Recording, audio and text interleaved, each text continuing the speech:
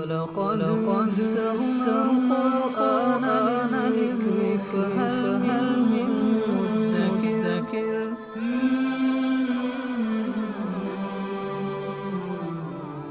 سورة النساء آیت نمبر 59. اعوذ باللہ من الشیطان الرجیم. بسم اللہ الرحمن الرحیم. یا ایھا الذین آمنوا اطیعوا اللہ واطیعوا الرسول واولی الامر منکم فإن تنازعتم فی شیء فردوه الی اللہ والرسول ان کنتم تؤمنون باللہ والیوم الآخر ذلک خیر واحسن تأویلا.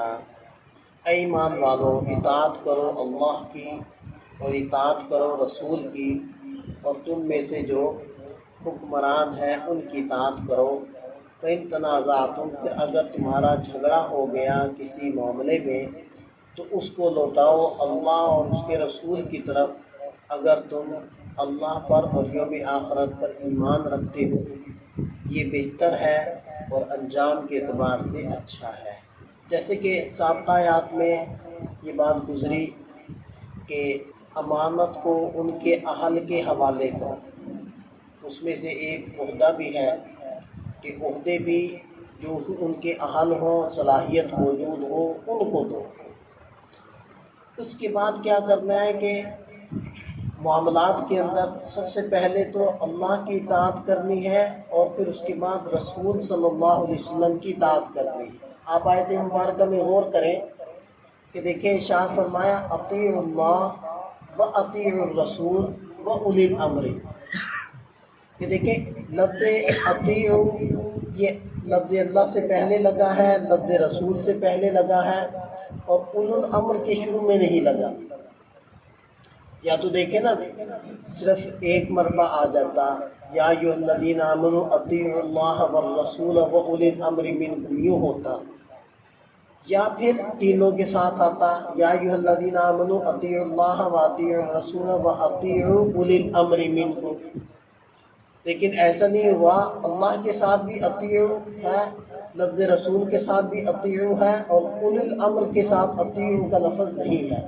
اس میں اشارہ ہے کہ دیکھیں اللہ تعالیٰ کی اطاعت اور فرما برداری بغیر کسی شرط کے، بغیر کسی تفصیل کے، ہر امر میں، ہر معاملے میں، ہر حکم میں تم نے کرنی ہی کرنی ہے. اور اس کے بعد واطیعوا الرسول آ گیا.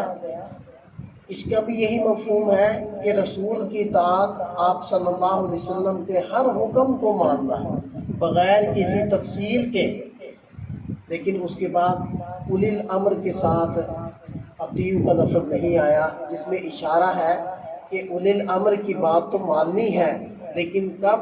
جب کہ اس کی بات اللہ اس کے رسول کی اطاعت سے ٹکراتی نہ ہو، اس کے خلاف نہ ہو، تو پھر ماننی ہے. اور اگر ٹکراتی ہو، اس کے خلاف ہو، تو پھر اللہ اور اس کی رسول کو ماننا ہوگا، ان کی بات کو ماننا ہوگا، پھر اولو الامر کی بات کو ٹھکرا دینا ہوگا. اب پہلے تو یہ سمجھ لیں کہ اولو الامر سے مراد کون ہے. عام طور پر اس کا ترجمہ حاکم سے، حکمران سے کیا جاتا ہے، لیکن یہ ترجمہ اس وقت کریں گے جب اولو الامر سے مراد انتظامی امور کا ماہر ہو. اور ظاہری بات ہے ملک کے انتظامات کا جو بڑا اور لیڈر اور ماہر ہوتا ہے یا نگران ہوتا ہے وہ حکمران ہوتا ہے. لیکن اگر اس سے ہٹ کر دیگر چیزیں ہیں تو اس کا حکم بھی اسی کے اندر موجود ہے. یعنی اگر میڈیکل ہے، اس کا کوئی مسئلہ پیش آ گیا تو پھر میڈیکل کا اولو الامر وہ ڈاکٹر ہے، پھر اس کی بات کو ماننا ہے. اور اگر شریعت آ گئی تو اس کا اولو الامر عالم ہے، مفتی ہے، کیونکہ وہ اس کا ماہر ہے، اس کی بات کو ماننا ہے. یعنی کوئی بھی شعبہ ہے تو اس شعبے کا جو ماہر ہوگا وہ اس شعبے کا اولو الامر ہوگا، تو اس کی بات کو ماننا ہے.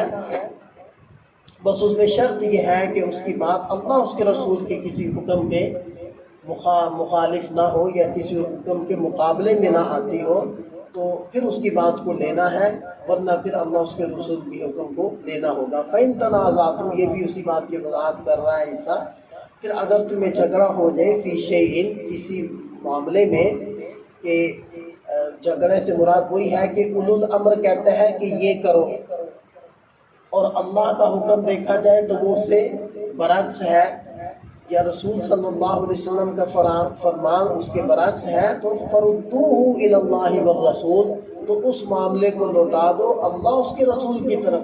اب لوٹاؤ گے کیسے؟ اس کا ایک عملی نمونہ ابھی جو ماضی قریب میں ہی گزرا ہے کہ عدالت کی طرف سے فیصلہ آ گیا اور وہ فیصلہ اللہ اس کے رسول سے ٹکراتا تھا، تو علماء چلے گئے عدالت کے اندر اور انہوں نے کہا کہ یہ آپ لوگوں کا فیصلہ ٹھیک نہیں۔ انہوں نے کہا کہ ہمیں بتائیں کہ ٹھیک کیا ہے، تو انہوں نے جب بتایا تو عدالت نے رجوع کیا اور جو ٹھیک تھا فیصلہ وہ دے دیا۔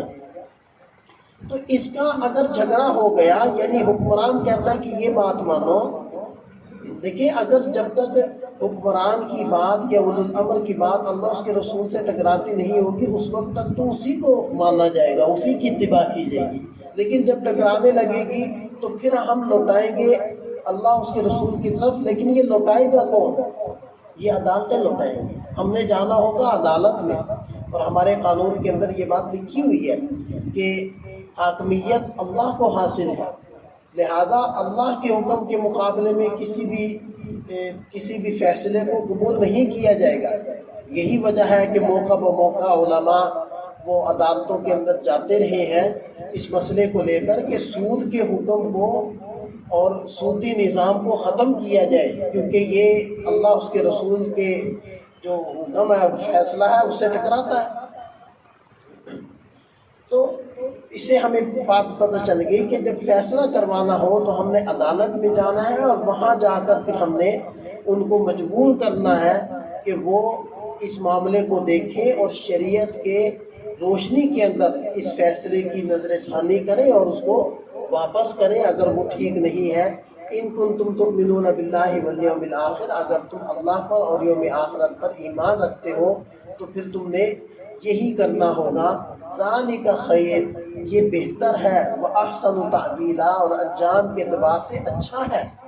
اسی میں بہتری ہے کہ اللہ اس کے رسول کے فیصلوں کو ہی نافذ کیا جائے۔ اگر ان کو چھوڑا جائے گا اور ان کی نافرمانی کی جائے گی تو دنیا کے اعتبار سے بھی یہ خیر نہیں ہوگا اور انجام کے اعتبار سے بھی یہ احسن نہیں ہوگا، بلکہ دنیا میں بھی نقصان ہوگا اور انجام کے اعتبار سے بھی نقصان ہوگا۔ اللہ تعالی ہمیں سمجھ عطا فرمائے، عمل کی